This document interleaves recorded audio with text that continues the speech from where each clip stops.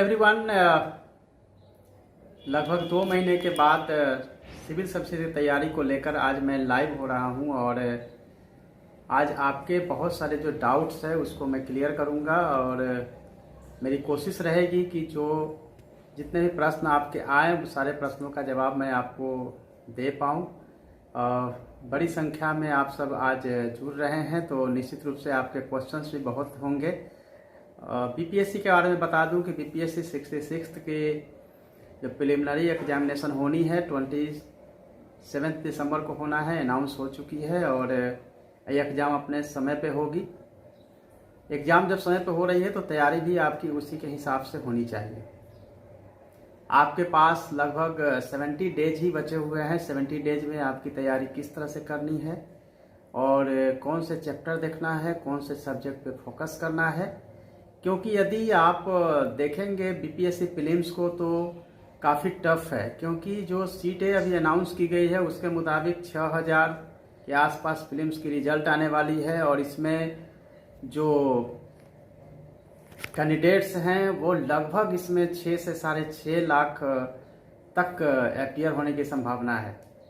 ऐसे में आपके एग्ज़ाम जो है काफ़ी टफ होने वाले हैं और जब टफ एग्ज़ाम होनी है तो जिनके प्रीलिम्स होते रहे हैं और जो ऑलरेडी मेंस एग्ज़ाम देते हैं, ज़रूरी नहीं है कि उनका भी पीटी इस बार हो जाए, क्योंकि जब टफ एग्ज़ाम है तो आपको स्कोर भी 100 प्लस करना पड़ेगा। पहले आप 90 प्लस 95 प्लस पे आपके प्रीलिम्स क्लियर होते थे, लेकिन अभी बिल्कुल ही क्लियर नहीं होंगे। 95 97 कितना भी टफ क्वेश्चन होगा 100 प्लस आपको करना ही पड़ेगा।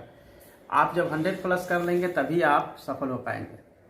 तो कुछ खास सेक्शन है जहां से आपको तैयारी करनी है। खास तौर से मैं बताऊं तो हिस्ट्री की तैयारी आपको बहुत अच्छी रखनी होगी, क्योंकि हिस्ट्री से लगभग क्वेश्चन जो है 150 में से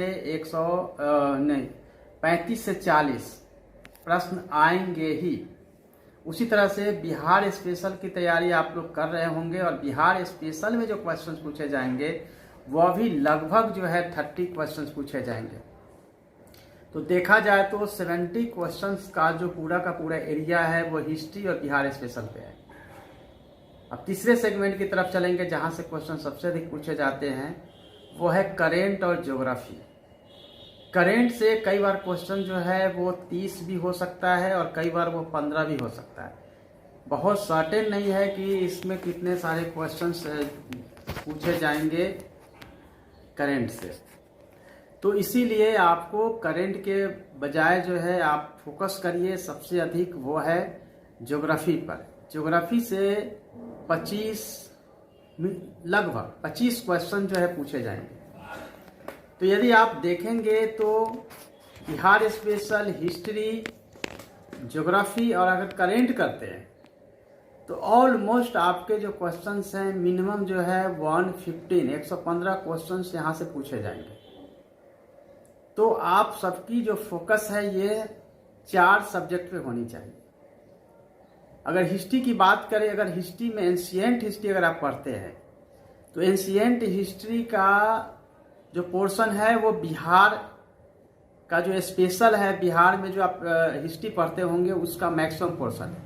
यदि आप एंशिएंट हिस्ट्री को अच्छे से तैयारी करते हैं तो आपके बिहार के हिस्ट्री की तैयारी हो जाती है, स्पेशली जो एंशिएंट पीरियड का है, क्योंकि आप सबको पता है कि एंशिएंट हिस्ट्री का मैक्सिमम जो पोर्शन है वो पाटलिपुत्र और पटना से जुड़ा हुआ है, यानी कि बिहार से जुड़ा हुआ है। तो आपकी एक साथ दोनों की तैयारी होती है, तो आपको इस हिसाब से तैयारी रखनी चाहिए।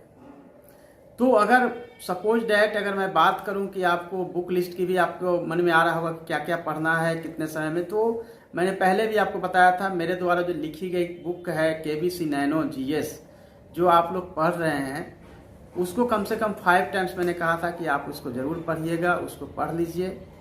साथ ही बिहार स्पेशल के लिए समग्र बिहार केबीसी नैनो की बुक है वो, और क्राउन पब्लिकेशन की, दोनों में से दोनों बुक को आप पढ़िए, क्योंकि फैक्चुअल अगर आप देखेंगे दोनों के फैक्ट अलग अलग होंगे, इसलिए दोनों को पढ़ना बहुत जरूरी है।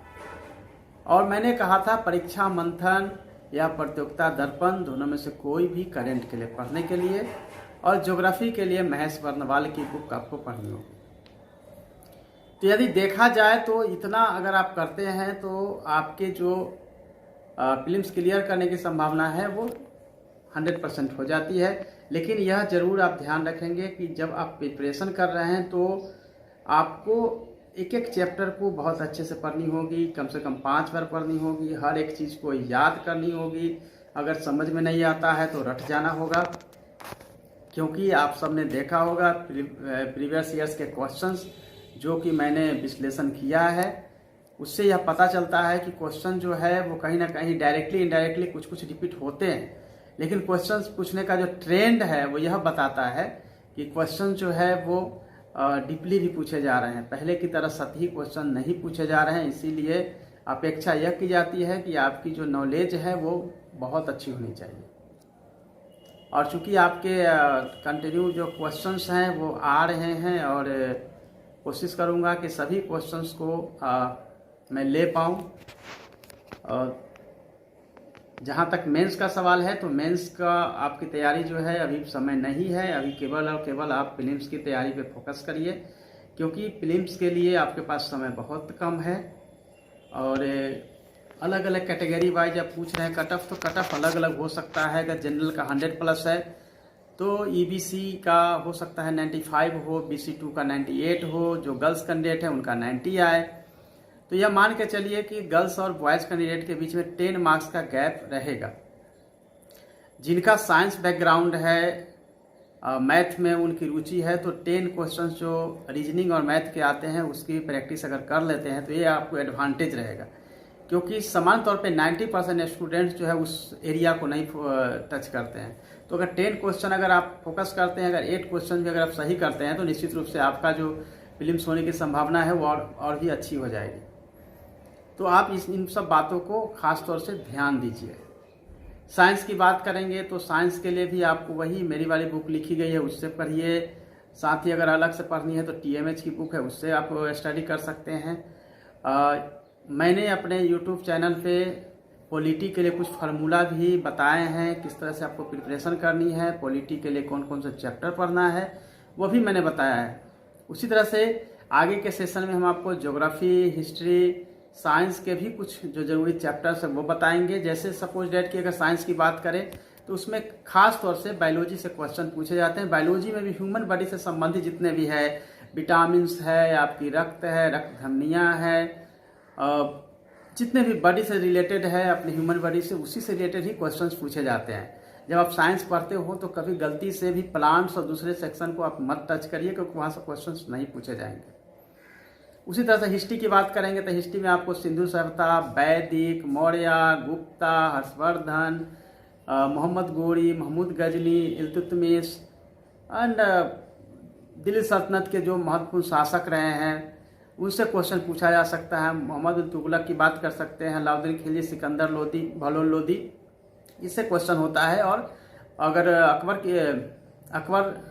बाबर से क्वेश्चन बहुत कम कभी कभी पूछे जाते हैं, कि अकबर, शाहजहां, जहांगीर और औरंगजेब से क्वेश्चन ज़्यादा होता है मुगल काल की अगर हम बात करें। और फ्रीडम मूवमेंट में अगर देखेंगे तो 1905 से लेकर 1947 तक के पीरियड को अगर आप देखेंगे तो वहीं से क्वेश्चन मैक्सिमम होता है। 8057 अलग से आप पढ़ लीजिए, और जितने भी एक्ट है वो उसको आपको पढ़ने की जरूरत पड़ेगी।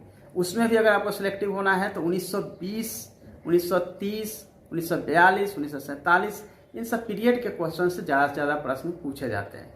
लेकिन आप यह जरूर देखिएगा कि पिछले 8 साल के क्वेश्चंस में जो पूछा गया है वो क्वेश्चन पे आप खास तौर से फोकस करिएगा, तो आपकी तैयारी जो है वो सही दिशा में जा पाएगी। क्वेश्चंस जो है जिस तरह से आपके आ रहे हैं, क्वेश्चंस जो पूछे जा रहे हैं, उसमें मैक्सिमम यही होता है कि कितने घंटे की पढ़ाई करनी है। तो कम से कम अभी जो है 8 से 10 घंटे की पढ़ाई, प्रतिदिन एक जो है प्रैक्टिस सेट आपको सोल्व करनी है। अरिहंत पब्लिकेशन की प्रैक्टिस सेट है, प्रीवियस 8 ईयर्स के क्वेश्चंस है, उसको उस सेट को करना है। तो आपकी जो कॉन्फिडेंस है वो अच्छा होता चला जाएगा। लेकिन याद रखिएगा, आप जब प्रैक्टिस सेट को बना रहे हैं तो कम से कम जो है 100+ होते रहना चाहिए। अगर कम हो रहा है तो आप देखिए कौन से सेक्शन से आपके क्वेश्चंस नहीं बन रहे हैं या गलत हो रहे हैं, उस सेक्शन को फिर से रिवाइज करिए। क्योंकि यदि कम बन रहा है तो आपके एक तो कॉन्फिडेंस कम हो जाएंगे, सेकेंड आपकी तैयारी जो है मानी जाएगी कि अच्छी नहीं हुई है, इसलिए आपको उसके हिसाब से भी तैयारी करनी पड़ेगी। तो इन सब बातों को अगर आप ध्यान देते हैं तो आपको निश्चित रूप से आपका प्रीलिम्स जो है वो क्लियर होगा। और मेरी ओर से हमेशा यह सपोर्ट रहेगा और आपको हमेशा हम गाइड करते रहेंगे हर सब्जेक्ट में।